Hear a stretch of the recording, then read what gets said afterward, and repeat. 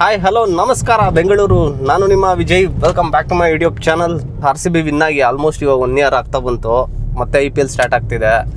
So ಇದೇ Saturday 28th Bengaluru match start ಆಗ್ತಿದೆ. Inauguration ಕೂಡ ಬೆಂಗಳೂರಲ್ಲೇ. ಗೈಸ್, ಲಾಸ್ಟ್ ಇಯರು ಎಷ್ಟು ಖುಷಿಯಾಗಿದ್ವಿ, ಹಾಗೆ ಸ್ವಲ್ಪ ಬೇಜಾರು ಕೂಡ ಇದೆ. ಯಾಕಂದರೆ ಎಲ್ರಿಗೂ ಗೊತ್ತಿರೋಂಗೆ ನಾವು ಸೆಲೆಬ್ರೇಷನ್ ಮಾಡ್ಕೋಬೇಕು ಅಂದ್ಬಿಟ್ಟು ಬೆಂಗಳೂರಲ್ಲಿ ಸ್ಟ್ಯಾಂಪೇಡ್ ಆಗಿತ್ತು. ಆಲ್ಮೋಸ್ಟ್ ಒಂದು 11 ಜನ ಸತ್ತೋದ್ರು. ಸೊ ಅದರಿಂದ ಸ್ವಲ್ಪ ಬೇಜಾರು ಕೂಡ ಇದೆ. ಮತ್ತು ಸೆಕ್ಯೂರಿಟಿ ಲೆವೆಲ್ ಕೂಡ ತುಂಬಾ ವೀಕ್ ಇತ್ತು ಲಾಸ್ಟ್ ಟೈಮ್. ಯಾರೂ ಅಂದ್ಕೊಂಡಿರಲಿಲ್ಲ ಅಷ್ಟೊಂದು ಜನ ಬರ್ತಾರೆ ಅಂತ. ಗೈಸ್, RCB ವಿನ್ ಆಗಿ ಒಂದು ವಾರನೇ ಆಗಿರೋ ಥರನೇ ನನಗೆ ಫೀಲಿಂಗ್ ಆಗ್ತಾಯಿದೆ. ಅದೇ ಮೈಂಡ್ ಸೆಟ್ಟಲ್ಲಿದೆ. ಸೊ ಲಾಸ್ಟ್ ಟೈಮ್ ಯಾರ್ಯಾರಿದ್ರು ಅವ್ರನ್ನೇ ರಿಟೈನ್ ಮಾಡ್ಕೊಂಡಿದ್ದಾರೆ. 2 hours later. ಸೊ ನಾನೇನು ಮಾತಾಡ್ತಾ ಇದ್ದೆ ಅಂದರೆ RCB ಟೀಮ್ ಬಗ್ಗೆ ಮಾತಾಡ್ತಾ ಇದ್ದೆ. ಈ ಸತಿ 2026 ಯಾವ ಥರ ಎಫೆಕ್ಟಿವ್ ಇದೆ ಅಂತ ಟೀಮ್. ಸೊ ಹೋಗ್ತಾ ಮಾತಾಡೋಣ. ಸೊ ಒಂದು ಬ್ಯಾಲೆನ್ಸ್ ಟೀಮ್ ಇದೆ ಈ ಸತಿನೂ. ಸೇಮ್ ಟೀಮ್ ರಿಟೈನ್ ಮಾಡ್ಕೊಂಡಿದ್ದಾರೆ. ನಾನು ಎಲ್ಲೋ ಒಂದು ನ್ಯೂಸ್ ನೋಡಿದೆ, ಈ ಸತಿ ಆಫ್ಲೈನ್ ಟಿಕೆಟ್ಸ್ ಇಲ್ಲ ಅಂತ. ಸೊ ಚಿನ್ನಸ್ವಾಮಿ ಸ್ಟೇಡಿಯಮ್ಗೆ ಹೋಗ್ಬಿಟ್ಟು ನಿಂತ್ಕೊಂಡು ಟಿಕೆಟ್ಸ್ ಎಲ್ಲ ತೊಗೊಳಕ್ಕಾಗಲ್ವಂತೆ. ಸೊ ಅದು ನಿಜನೋ ಇಲ್ವೋ ನನಗೂ ಗೊತ್ತಿಲ್ಲ. ನಿಜ ಇದ್ದರೆ ಪ್ಲೀಸ್ ಕಮೆಂಟಲ್ಲಿ ತಿಳಿಸಿ, ಎಷ್ಟೊಂದು ಜನಕ್ಕೆ ಗೊತ್ತಾಗುತ್ತೆ. ಈ ಸೀಸನಲ್ಲಿ 5 ಮ್ಯಾಚ್ RCBದು ಬೆಂಗಳೂರಲ್ಲೇ ನಡೆಯೋದು. ಇದಕ್ಕಿಂತ ಖುಷಿ ಇನ್ನೇನು ಬೇಕು ಗುರು. ಈ ಸತಿ ಚಿನ್ನಸ್ವಾಮಿ ಸ್ಟೇಡಿಯಂ ಬಂದ್ಬಿಟ್ಟು ತುಂಬ ಚೇಂಜಸ್ ಮಾಡಿದ್ದಾರೆ. ಲಾಸ್ಟ್ ಟೈಮ್ ಗೊತ್ತೇ ಇದೆ ಸ್ಟ್ಯಾಂಪೇಡಿಂದ ಏನು ಪ್ರಾಬ್ಲಮ್ ಆಗಿತ್ತು ಅಂತ. ಸೊ ಅದು ರಿಪೀಟ್ ಆಗಬಾರ್ದು ಅಂದ್ಬಿಟ್ಟು ಹೊಸ ಗೇಟ್ಸ್ನ ಓಪನ್ ಮಾಡಿದಾರಂತೆ. ಸೊ ಎಷ್ಟು ಜನ ಬಂದ್ರೂ ಪ್ರಾಬ್ಲಮ್ ಇಲ್ಲ ಈ ಸತಿ.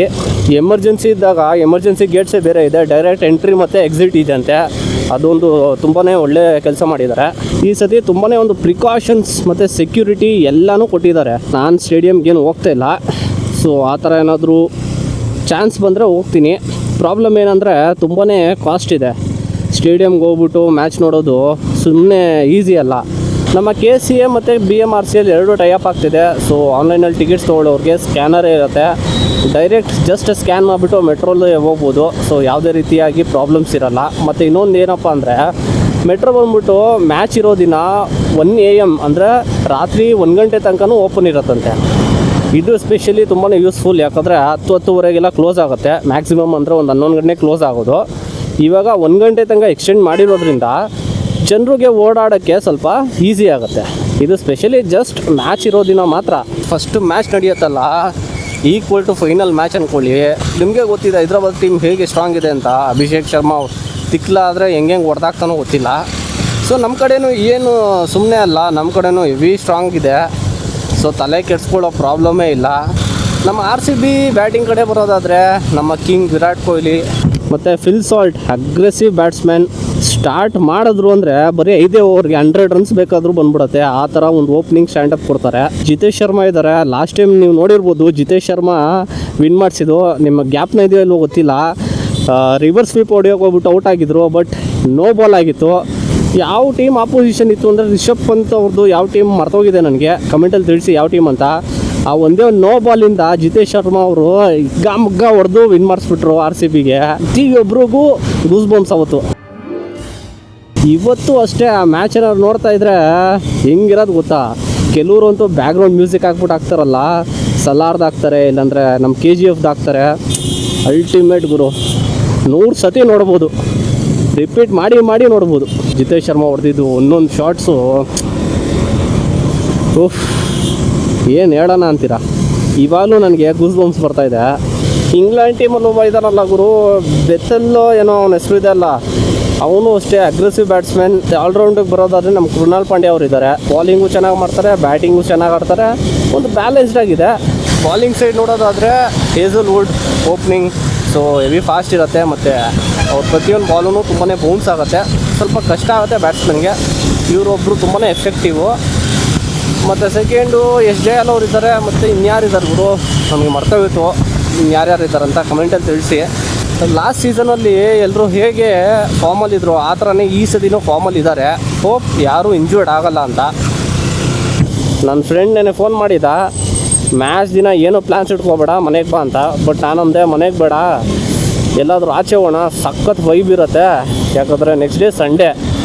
ಸೊ ಸೂಪರಾಗಿರುತ್ತೆ. ಒಂದೊಂದು 4 ಹೊಡೆದ್ರು, ಒಂದೊಂದು 6 ಹೊಡೆದ್ರು, ಒಂದೊಂದು ವಿಕೆಟ್ ತೊಗೊಂಡ್ರು ಅಲ್ಟಿಮೇಟ್ ಆಗಿರುತ್ತೆ. ಎಲ್ಲರೂ ಕಿರ್ಚ್ತಾರೆ.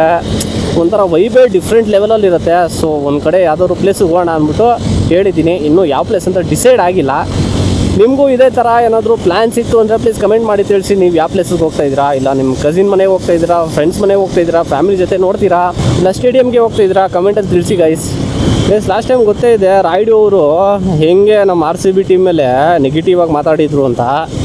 ಸೆಮಿಫೈನಲ್ಸ್ ಬಂದಾಗ್ಲೇ ಅವರು ವಿನ್ ಆಗಲ್ಲ ಅಂತಿದ್ರು. ಸೆಮಿಫೈನಲ್ಸು ವಿನ್ ಆಯಿತು, ಫೈನಲ್ಸಲ್ಲಂತೂ ಇವ್ರಿಗೆ ಪಾಸಿಬಲೇ ಇಲ್ಲ. ಇವರು 17 ವರ್ಷದಿಂದ ಆಗದೆ ಇರೋದು 18ನೇ ವರ್ಷ ಹೆಂಗಾಗ್ಬಿಡುತ್ತೆ, ಆಗ ಸೀನೇ ಇಲ್ಲ. ಫೈನಲ್ಸ್ ಅಂತೂ ವಿನ್ ಆಗಲ್ಲ ಅಂತಲೇ ಅವರು ಹೇಳಿದರು. ಬಟ್ ನಾವು ಫೈನಲ್ಸೂ ವಿನ್ ಆದ್ವಿ. ವಿನ್ ಆದಮೇಲೆ ಏನಂತಾರೆ, ಒಂದೇ ಒಂದು ಕಪ್ ಅಲ್ವ ವಿನ್ ಆಗಿದ್ದು, ನಾವು 5 ಕಪ್ ವಿನ್ ಆಗಿದ್ದೀವಿ ಅಂದ್ಬಿಟ್ಟು ನೆಗೆಟಿವ್. ಅದರಲ್ಲೂ RCB ಟೀಮ್ ನಾನು ನೋಡಿ ಹುರ್ಕೊಳ್ಳೋರು ಒಬ್ಬರ ಇಬ್ಬರ, ಜಗತ್ತಲ್ಲಿ ತುಂಬ ಜನ ಇದ್ದಾರೆ. ಸೊ ಅದಕ್ಕೆಲ್ಲ ಕೆರೆ ಮಾಡಲ್ಲ ನಾವು. ಲಾಸ್ಟ್ ಇಯರ್ ನಾವು ವಿನ್ ಆಗಿದ್ದು ಅದೇ ನಾನು ಫೀಲಲ್ಲಿದ್ದೀನಿ. ಇನ್ನೂ ಅದರಿಂದ ಆಚೆನೂ ಬಂದಿಲ್ಲ. ಅಷ್ಟು ಬೇಗ ಇನ್ನೊಂದು ಸೀಸನ್ ಸ್ಟಾರ್ಟ್ ಆಗ್ತಾಯಿದೆ. ಇನ್ನೂ ಏನು ಹೇಳಬೇಕಂತ ಗೊತ್ತಿಲ್ಲ. ಪ್ಲೀಸ್ ಕಮೆಂಟಲ್ಲಿ ತಿಳಿಸಿ ನಿಮಗೆ ಹೇಗೆ ಅನಿಸ್ತಿದೆ ಅಂತ. ಹಾಗೆ ಫಸ್ಟ್ ಟೈಮ್ ನೋಡ್ತಿರೋರು ಪ್ಲೀಸ್ ಸಬ್ಸ್ಕ್ರೈಬ್ ಆಗಿ. ಹಾಗೆ ನನ್ನ ಇನ್ಸ್ಟಾಗ್ರಾಮ್ ಕೂಡ ಫಾಲೋ ಮಾಡಿ. ಲಿಂಕ್ ಡಿಸ್ಕ್ರಿಪ್ಷನಲ್ಲಿರುತ್ತೆ, ಇಲ್ಲ ನನ್ನ ಪ್ರೊಫೈಲಲ್ಲೂ ಕೂಡ ಇರುತ್ತೆ. ಏನೇ ಆಗಲಿ ಗೈಸ್, ನಾವು ಚೆನ್ನೈ ಮೇಲೆ ಮಾತ್ರ ಸೋಲ್ಲೇಬಾರ್ದು. ಇದು ಹೆಂಗೆ ಅಂದರೆ ಇಂಡಿಯಾ ಪಾಕಿಸ್ತಾನ ಹೆಂಗಿದೆ ನೋಡಿ. ನಾವು ಫೈನಲ್ಸ್ ವಿನ್ ಆಗಿಲ್ಲ ಅಂದರೂ ಪರವಾಗಿಲ್ಲ, ಪಾಕಿಸ್ತಾನ ಮೇಲೆ ಸೋಲ್ಬಾರ್ದು ಅಂತೀವಲ್ಲ, ಹಾಗೇ ನಾವು ಫೈನಲ್ಸ್ಗೆ ಹೋಗಿಲ್ಲ ಅಂದರೂ ಪರವಾಗಿಲ್ಲ, ಆದರೆ ಚೆನ್ನೈ ಮೇಲೆ ಮಾತ್ರ ನಾವು ಸೋಲ್ಬಾರ್ದು. ಇಲ್ಲಿಗೆ ಈ ವಿಡಿಯೋನ ಮುಗಿಸ್ತಾ ಇದ್ದೀನಿ. ನೆಕ್ಸ್ಟ್ ವಿಡಿಯೋದಲ್ಲಿ ಸಿಗ್ತೀನಿ. ಅಲ್ಲಿ ತನಕ take care, bye, see you Bengaluru.